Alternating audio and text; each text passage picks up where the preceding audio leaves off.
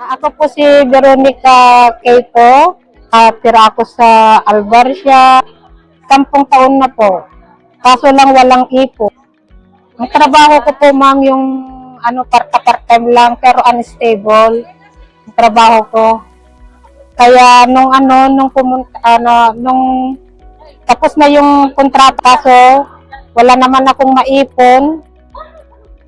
Kaya hindi ako nakaipon ng pambisa ko. Kaya napain ako ng overstay ko. Kaya hindi ako nakapagpadala sa bahay.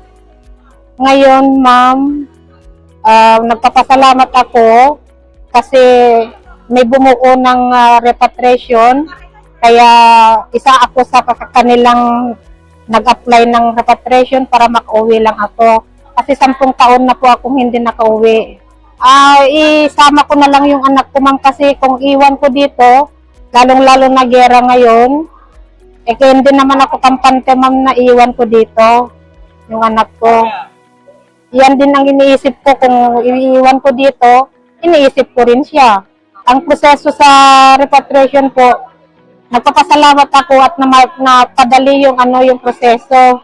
Kasi 1 week lang naantay namin yung resulta ng repatriation namin, magina.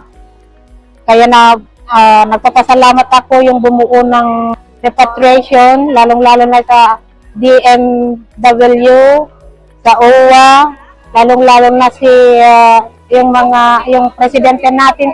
Kaya nagpapasalamat ako at makauwi na rin ako, ma'am.